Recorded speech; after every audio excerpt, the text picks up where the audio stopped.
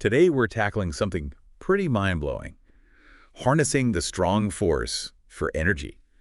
Maybe you're prepping for a big presentation, or maybe you're just like insanely curious about this. Yeah, it's a fascinating area and definitely complex. Absolutely. So we've got a whole stack of research here, and we're going to break it down, extract the coolest, most important bits. So to start, I guess a quick recap is in order. We're talking about the strong force. That's what holds the nucleus of an atom together. Oh, right, exactly. It's kind of like, I don't know, imagine the strongest magnet you've ever seen, but times a million. Stronger than any magnet you could ever find. It's literally what keeps matter from just flying apart. And it's that incredible power that has so many scientists, well, excited about its potential as an energy source. Okay, so then if we already use nuclear fission, which is like splitting atoms for power, how is this different? Great question. Fission has its own, set of risks. It produces byproducts we have to deal with.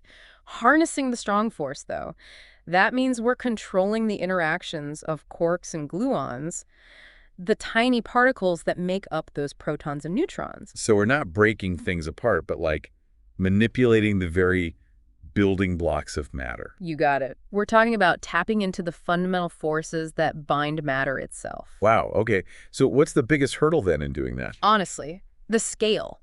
The strong force operates at such tiny distances, it's mind-boggling. Like, we're talking the nucleus of an atom.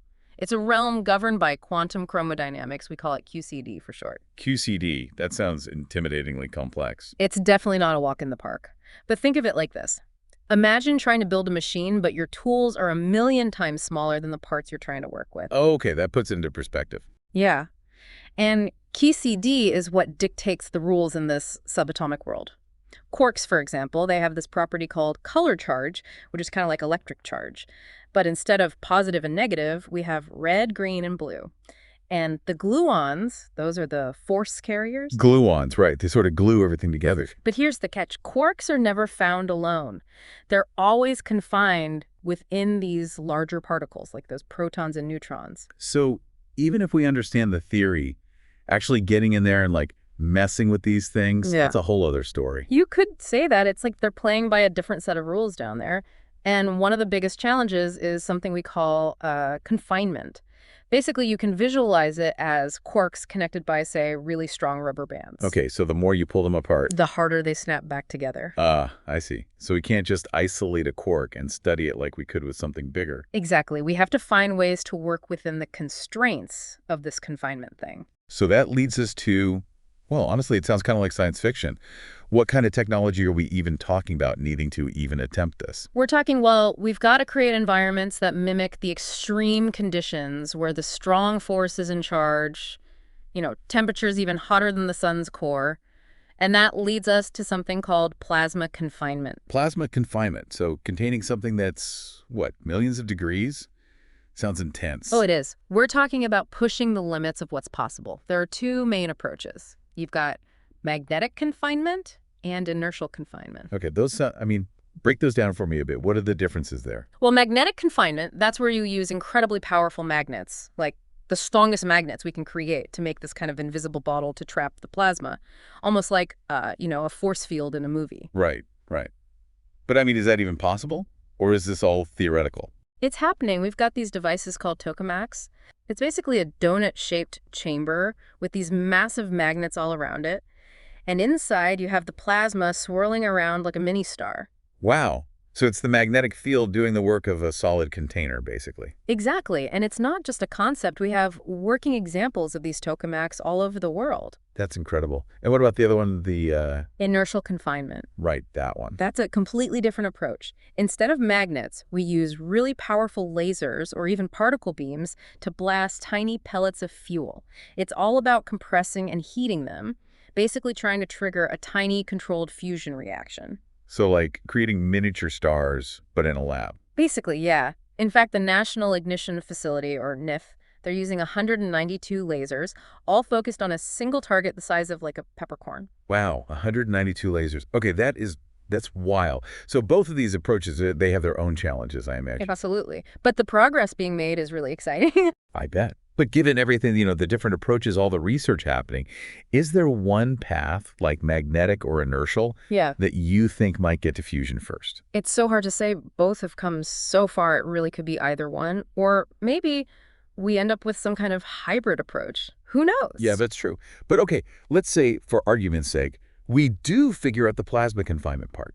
Yeah. What about the materials, the stuff that actually has to be inside that container, right? I mean, it's got to withstand insane temperatures. Oh, absolutely. We Yeah. need materials that can handle not just the heat, but the radiation too. We're talking about some seriously tough stuff like tungsten alloys, which, have incredibly high melting points, and then carbon composites. Really strong, really durable stuff. Yeah, those sound familiar. Don't we already use those in, like, spaceships and rockets? Yep. And that's kind of the cool thing about fusion research. It's driving advancements in materials science that can benefit so many other areas: aerospace, electronics, even medicine. It's amazing to think about that ripple effect. Yeah. I mean, when you started working on this, I'm guessing the focus was purely energy, right? And now it's branching out in all these other directions. It's really remarkable. It's not just about the destination, but the discoveries made along the way, too. Okay, but with all this amazing stuff, Yeah. we have to talk about efficiency, right? I mean, from what I've read, we're still putting more energy into these reactors than we're getting out. Yeah. How do we fix that? That's the million-dollar question. And it boils down to optimizing every single step, making the plasma hotter, denser, improving how well we contain it, and then figuring out new ways to actually extract that energy once it's produced. And this is where things like quantum computing and superconductors come into play. Right. We touched on those earlier. But remind us, how could those help with fusion? Well, quantum computers, they could revolutionize how we design these reactors. Imagine being able to simulate like billions of particles at once. We could model those complex interactions in the plasma with insane detail. So fine-tune the design at an atomic level, basically. Exactly. And then there's superconductors materials that can conduct electricity with zero resistance. Think about that for magnetic confinement, super powerful magnets, but they don't need huge amounts of energy to run. That would be a game changer. Absolutely. And these are just two examples. There are so many advancements in other fields that are pushing fusion closer to becoming a reality. It really paints a picture of how massive this challenge is. It's not one single breakthrough. It's like a whole bunch of them, all happening at the same time. Yeah, it's like a giant puzzle, and we're slowly putting the pieces together. But with every piece, we get a clearer picture of what the future could hold. Okay, so even if we don't have practical fusion power plants for decades, the research itself is still incredibly valuable, right? Oh, without a doubt. This isn't just about a new energy source. It's about pushing the boundaries of what we know and what we can do. It's about the very nature of matter and energy. It's a grand scientific adventure. It really is. But, we have to address the elephant in the room, right? Mm-hmm. Nuclear fission, that comes with risks, meltdowns, radioactive waste. Is fusion safer? It's a great question, and the answer is, thankfully, yes. Fusion is inherently safer than fission. It doesn't produce the same long-lived radioactive waste. And meltdowns, well, they're basically impossible. If the reaction gets unstable, it just stops. It can't spiral out of control like a fission chain reaction can. So from a safety standpoint, fusion has a big advantage. A huge one. And that's another reason why so many people are excited about its potential. Okay, that makes sense. But what about cost? I mean, will fusion power be affordable? Will everyone have access to it, or just the wealthy? That's the key, right? We want it to be accessible to everyone, and that's something researchers are working hard to address. The goal is to make it not just scientifically possible, but economically competitive with other forms of energy. But I mean, we're talking about building these incredibly complex reactors. Isn't that going to be super expensive? It's true, it's complex technology. It's not like, building a house. It's more like building a spaceship. Right. But as with any new technology, the costs are expected to come down over time as the research progresses, and we figure out more efficient ways to build these things. And then there's the potential for those spin-off technologies like the new materials to generate economic benefits as well. So it's an investment, but one with potentially huge returns. That's the hope, both in terms of clean energy and economic growth. Wow, this has been a fascinating deep dive so far. Yeah. We've covered so much ground, from these tiny particles called quarks and gluons to the global effort to create these, miniature stars in the lab. It's mind-boggling, honestly. It is, but it also speaks to how incredible human ingenuity can be. I mean, to think we're trying to replicate the process that powers the stars. It's a goal that probably seemed like pure science fiction not that long ago. definitely. But we're making progress, and it's not just about the energy. It's about pushing those boundaries of knowledge and showing what we're capable of when we really set our minds to something. I love that. Yeah. I'm ready to hear more about that potential. Let's dive into what this future could look like in the last part of our deep dive. Welcome back to our deep dive on the strong force. Last time we left off talking about how this fundamental force could revolutionize energy, but also how unbelievably hard it is to, actually harness it. Yeah, it's true. We are talking about things that sound straight out of science fiction. Manipulating forces at the subatomic level, containing plasma that's hotter than the sun, needing materials that can survive those conditions. Yeah, it's a lot. It is. Yeah. But instead of getting discouraged, I find it incredibly inspiring. Just the fact that we're even trying to do this is pushing science to its limits. Okay, so let's jump back into those challenges. We were talking about plasma confinement, that whole thing about creating and controlling these super hot, dense conditions. Right. What are some of the, specific ways that scientists are tackling that? Well, as we touched on before, there are two main paths: magnetic confinement and inertial confinement. Right, right. Can you remind us what's the difference between those two? So magnetic confinement, that's where you use these amazingly strong magnets to create this kind of invisible bottle to hold the plasma. You can almost think of it as a magnetic force field holding that superheated plasma in place. Okay, yeah. And the most common type of magnetic confinement device, it's called a tokamak. It's basically a donut-shaped chamber, and it's got all these powerful magnets surrounding it. So the plasma is inside this donut. Exactly. It's heated and contained in that chamber, swirling around like, a miniature sun. So instead of a physical container, it's the magnetic field that's keeping the plasma from touching anything. Yep, that's the idea. And it's not just a concept, by the way. There are actual tokamaks out there doing experiments all over the world. There's this huge one, the International Thermonuclear Experimental Reactor. We call it ITER. It's a massive international collaboration. So scientists all over the world are working on this. Oh, yeah. It's a testament to how important this research is. I mean, it's a global effort. Now, inertial confinement, that's different. It doesn't use magnets. Right. Instead, we're talking about using super powerful lasers or even particle beams to, blast these tiny pellets of fuel. It's more like a sudden burst of energy. Yeah. Instead of that steady containment we were talking about before. That's a good way to put it. And there's this amazing place, the National Ignition Facility, we call it NIFR for short, it's in the U.S., and they're doing some groundbreaking work with inertial confinement. They've got 192 of these super powerful lasers, and they all focus on a single target, and the target is, get this, the size of a peppercorn. 192 lasers, Yeah. all on a tiny peppercorn. That's insane. It is. It's really cutting-edge technology. So both approaches have their challenges, obviously. But, is there any sense of which one, magnetic or inertial, might achieve fusion first? It's tough to say, honestly. Both have made huge leaps in recent years. It's possible one might have a breakthrough sooner, or, maybe we'll end up with some kind of hybrid approach combining elements of both. Who knows? Okay, so let's say just for fun, we've cracked the plasma confinement puzzle. What about the materials that have to, exist inside those reactors? The stuff that has to withstand those crazy temperatures? Oh, yeah, that's a huge area of research. We need materials that are basically super materials, right? Super strong, super heat resistant, super radiation resistant. We're talking things like tungsten alloys. They're known for being able to handle incredible heat. And then there are carbon composites. They're really light, but amazingly durable. Those sound familiar. Don't we already use that kind of stuff for things like spacecraft? We do. And that's what's so cool about this research. Those advancements in materials science, they don't just benefit fusion energy. They spill over into all these other industries. We're talking aerospace, electronics, even medicine. It's amazing to think about, when you first started in this field, was the focus just purely energy? Yeah. And now we're seeing these connections to things like, medical imaging, new materials. It's crazy. It's a really powerful example of how, fundamental research can have these unexpected benefits. Totally. But even with all these amazing materials, we still have to come back to that energy efficiency question, right? We're still putting more energy in than we're getting out. Yeah. How do we fix that? Yeah, that's the big one. And it comes down to optimizing every part of the process, making the plasma even hotter and denser, improving how we contain it, and then developing completely new ways to pull that energy out once it's been produced.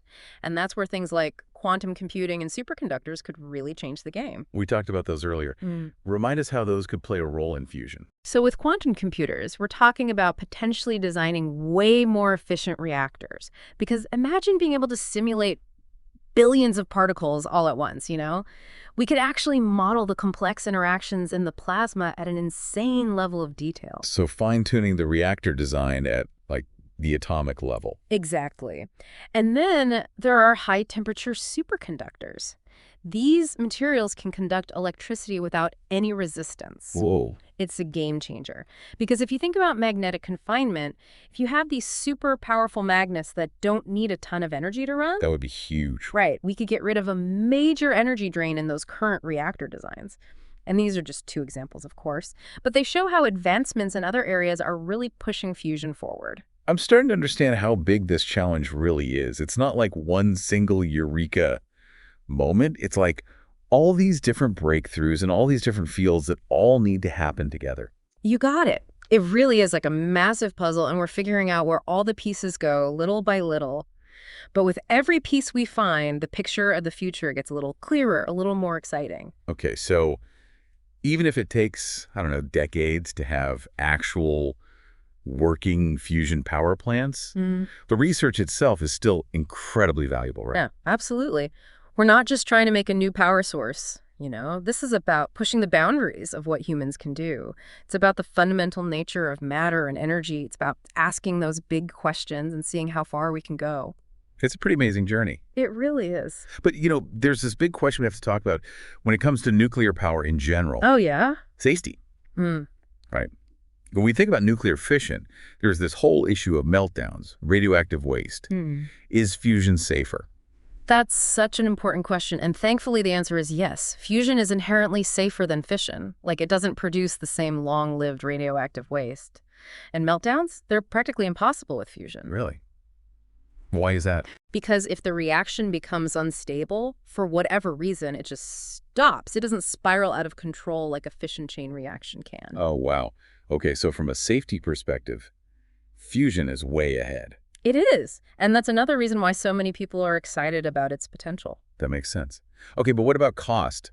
We're talking about building these super complex reactors, right? Will fusion power be affordable? Will it be something everyone can access, or just, you know, the wealthy few? That's the goal, right? We want it to be for everyone. And that's something researchers are really thinking about. They want to make it not just scientifically possible, but economically competitive with other energy sources. But yeah, it's true. Building these reactors, it's not cheap. Yeah, it sounds expensive. It's complex technology. It's not like, you know, putting up a solar panel on your roof. It's more like building a spaceship. Right. Big difference. But like any new technology, the costs are expected to come down over time, you know? As the research goes forward and we figure out more efficient ways to build these things. Plus, there's the potential for those spin-off technologies, like those amazing new materials we were talking about, to generate economic benefits too. So it all balances out, hopefully. So it's an investment, but one with huge potential payoff. Exactly. For clean energy, economic growth, you name it. Wow. This has been fascinating so far.